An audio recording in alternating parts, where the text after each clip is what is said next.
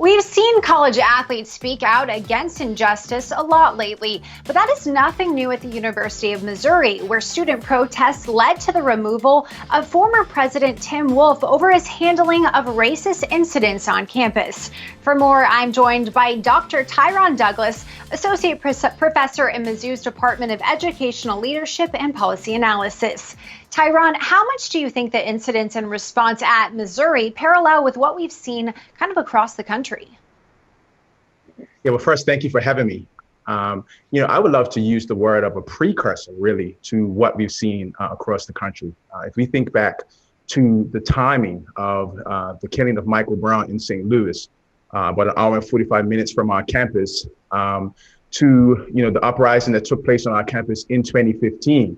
I like to be able to share that, before Colin Kaepernick kneeled, our student athletes stood.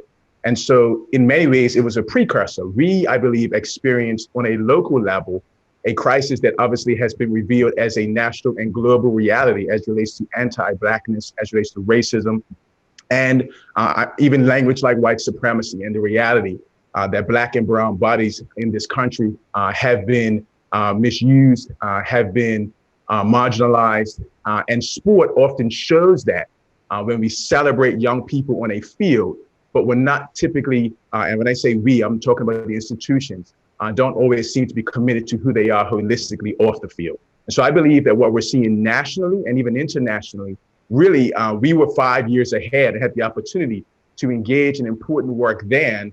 And in some regards, I believe we've dropped the ball as an institution in leading those efforts when it was on our doorstep 5 years ago.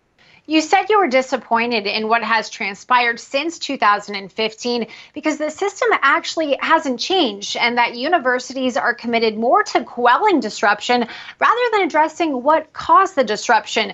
What do you think it will take to actually change that? Well, I think first, individuals have to understand what the problem is. A lot of times you have leaders who don't understand what systems of oppression are. And that was a part of the conversation in 2014, 2015. You have leaders who don't understand, for example, why Black people and brown people are upset and have legitimate discontent. And so there's some education that's needed. Even now on our campus, there are conversations about the Thomas Jefferson statue. And I know that there are leaders who are not quite sure why people find that problematic. I find it problematic that leaders don't understand why that's problematic. They don't understand that when, I've heard folks say to me, why are people mad? I could see if it was about a family situation or the like, but the reality is this is a family situation. It's a Black and brown family situation when we see our people mistreated. And so I believe education is a part of it. I believe that many leaders are ignorant on these issues. They don't know what racism is. They don't know that it's race prejudice plus social and institutional power. They don't understand that this country was birthed in it. And so when they advocate to keep up, for example, a statue like a Thomas Jefferson statue, or in our athletic department where there is an academic All-American board, but there are no Black or brown faces on it, there are individuals who don't understand that that's problematic bulletin board material.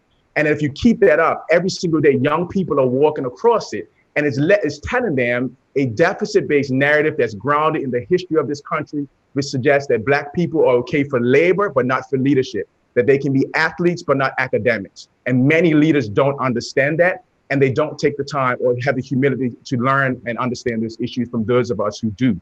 And so I believe that there are a number of things that need to take place. I believe that this is a season of truth-telling. For those of us who've been here for 5 years or more, the institution has had more than enough time to do right by our young people. And at this point, it's an integrity issue because we've had coaches and individuals who have sat on couches and told parents that they would treat young people like their sons or daughters, but they're not treating our young people like I would want someone to treat my Black or brown son or daughter. And so I believe truth-telling, I believe honesty, I believe education. I believe there needs to be a narrative shift. I appreciate the work of Brian Stevenson, who he had the book Just Mercy, and he's over the Equal Justice Institute. And he talks about the reality that while the North won the Civil War, the South won the narrative war. And it's a narrative that suggests that Black people are less than human. And that's what you have when you have 65,000 people who will celebrate a young Black male or young Black female making a great play, but then they're afraid of them in the elevator. It's problematic when you're okay with having an academic All-American board up for 5 years after you were told it's problematic, and you continue to support it up, or the statue. And sadly, what I found is that leaders typically don't want to address needs before they become demands, and then they challenge the methodology that individuals use when they begin to raise their voices and say it's a problem. That's a problem, and it's dishonest. And so I believe we need honest leaders. We need leaders who actually understand these issues of racism, and leaders who are willing to humble themselves and recognize how they are participating in deficit-based narratives, and they have to decide which side of history they're going to be on. And at this point, I'm disappointed in our university. I don't believe that we've chosen to be on the right side of history. Instead, we've chosen to continue the history of the Missouri Compromise. Let's not forget that when Dr. King was killed, he was not seen as a hero. And so this posthumous sort of celebration of people and using his quotes after the fact, while you continue to do the very thing that was inside of that violent bullet that killed him, is a problem. And so I would like to suggest finally that we have to think about what interest convergence means. In the work of critical race theory that we study in education, there are a couple of important tenets. One of them is the importance of narratives. Another one is the reality of the permanence of racism, that in this country, before Black people could earn property, we had to stop being property. I want to say that again, that before we could earn property, we had to stop being property, right? And then the third piece is interest convergence. I believe that, sadly, the only time some of these things will change is when the interests of Black and brown people intersect with the interests of white people, who then feel like it's in their best interest to bring about the change.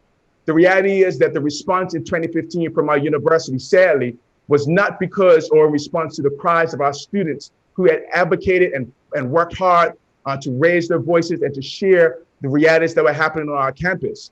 What they really responded to was when our student athletes brought attention to the issue, and it became a national concern that, as Bomani Jones rightly said, the whole college sport landscape is scared out of their minds, is what he said. And so that's why things changed, because money became involved. And so I believe we have to have people who will do the right thing for the right reason. And sadly, until that time, there are only opportunities that will shift when interests converge. And so I'd like to encourage those who are watching to decide what side of history they're going to be on, because now this is not just a local issue. It's always been a global issue, but we had 5 years pre this time period to be able to engage in a way that sadly, I don't believe we took full advantage of. There's a quote that you said, Tyrone, that really resonated with me, that we are conditioned to believe the answers to our problems live solely outside of ourselves. And I think sometimes we forget that we have the capability to create change. So thank you for so much for that reminder, for the work that you're doing, and of course, for joining me. I really appreciate it. Thank you for having me.